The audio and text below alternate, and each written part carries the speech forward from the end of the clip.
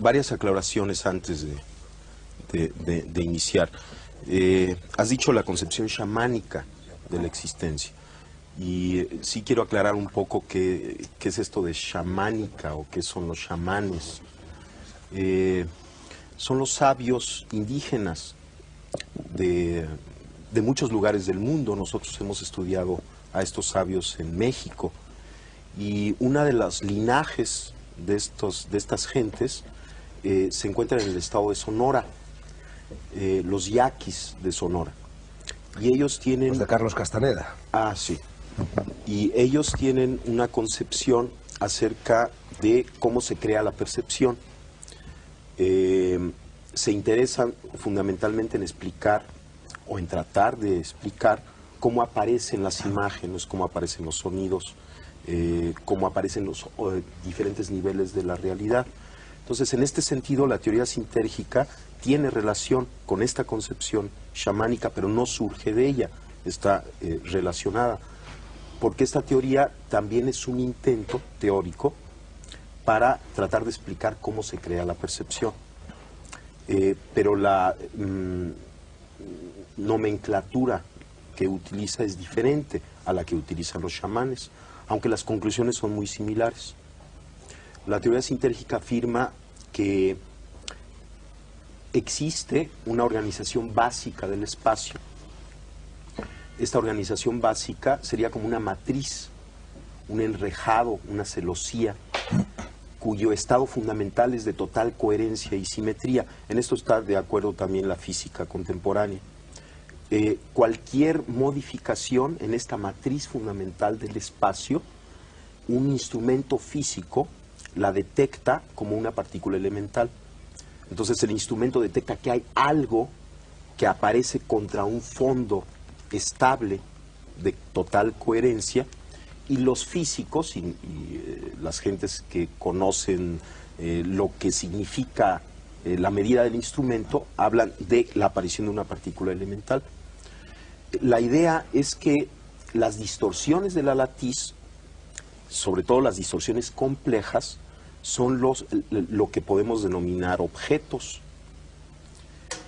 La teoría sintérgica afirma que el cerebro humano es capaz de distorsionar la estructura de la latiz en la forma más compleja conocida en el universo. Y esta distorsión compleja de la latiz constituye la realidad perceptual. De tal forma que cada una de las actividades neuronales constituye una microdistorsión de la latiz. Y puesto que el cerebro humano contiene alrededor de entre 10.000 y 12.000 millones de elementos neuronales, cada microdistorsión, cada alteración de esta estructura básica del espacio interactúa entre sí, formando una macrodistorsión compleja, a la que la teoría le llama el campo neuronal. De tal forma que la hipótesis fundamental de la teoría sintérgica es que la percepción surge como resultado de la interacción del campo neuronal con la latiz del espacio. Existen diferentes niveles de interacción entre el campo neuronal y la latiz, y cada uno de estos niveles constituye o se asocia o se percibe como un nivel diferente de conciencia. Por ejemplo, existe la conciencia auditiva, la conciencia visual, son diferentes tipos de conciencias, y la teoría afirma que cada una de ellas está relacionada con los parámetros de esta interacción entre el campo neuronal y la latiz. Bueno, primero, no entiendo por qué alguien se toma el atributo de juzgar el entendimiento de los otros. O sea, es muy extraño. En segundo lugar, en toda creación de una teoría, para el creador de la teoría, la experiencia de la creación es un evento extraordinariamente interesante. Cuando la teoría se crea y se da como resultado final, el oyente de la teoría puede considerarla como producto de una intelectualización ajena a la experiencia. Pero toda creación de una teoría, cuando esta teoría es profunda, proviene de la experiencia. Por ejemplo, yo mencioné estos sabios indígenas que están interesados en explicar la percepción. ellos tienen una teoría de la percepción, pero esta teoría de la percepción surge de su experiencia. Ellos perciben el mundo en cierta forma que es distinta a la percepción que tiene otro tipo de gente por haber nacido en otra cultura, simplemente por esto. Y entonces a partir de esta percepción crean una concepción. Lo interesante de la concepción y de todo intento específico por tratar de entender la percepción es que de alguna manera el intento de entender la percepción nos pone en el fundamento de cualquier realidad. En nuestra época, uno de los grandes peligros y uno de los grandes dolores que estamos viviendo es la pérdida del significado y la dispersión. O sea, nos encontramos muchas veces con gentes que realmente no tienen mucha idea ni de quién son, ni tienen algo que les ayude a entenderse y a llegar a su centro, a una unificación, a sí mismos.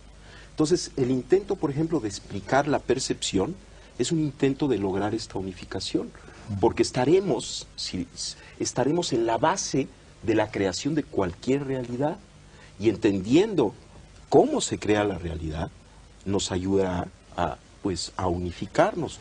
Entonces, no es un intelectualismo, sobre todo en el proceso de creación, porque la teoría fina, la teoría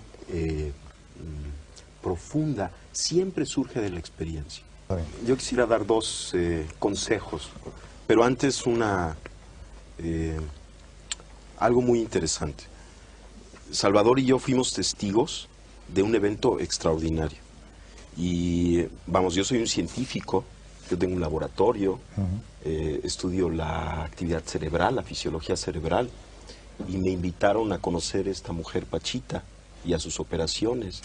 Y lo que yo vi ahí, en principio, contradecía todo concepto y todo conocimiento que yo tenía acerca de la realidad. Y a mí lo que me enseñó esto que vi, que Salvador pues lo estaba describiendo, y que yo fui testigo también de aquello, lo que me enseñó es que yo no puedo decir cuál es el límite de la capacidad humana. A partir de esa experiencia yo no me atrevo a decir el ser humano no puede hacer esto, el cerebro tiene tal límite en su potencialidad, sino que parecería que estamos dentro de un continuo extensísimo y no conocemos cuáles son los extremos de este continuo. Ahora, los dos consejos. Los dos consejos. Uno es la risa. Uno es la risa.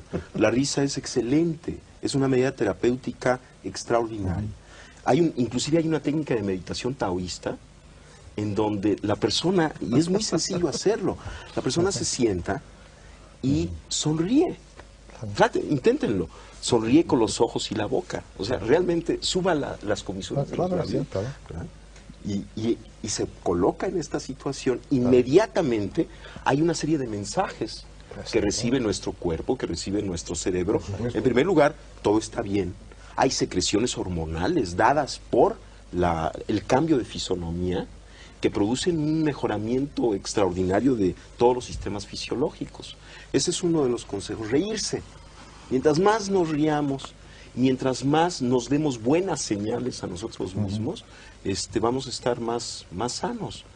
Y el segundo es la observación, que quizá en combinación con la risa pueda ser una medida terapéutica excelente.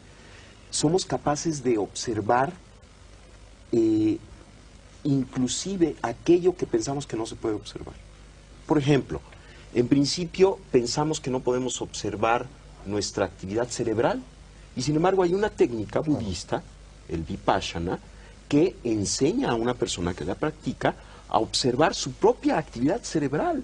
Y esta es una experiencia, sobre todo para un neurofisiólogo, extraordinaria, ¿no? El darse cuenta de que tiene un mecanismo de observación que le permite, por ejemplo, ver su propio cerebro. No solamente su propio cerebro, su actividad glandular, que le permite sentir su cuerpo parte por parte hasta lograr tener una imagen corporal unificada.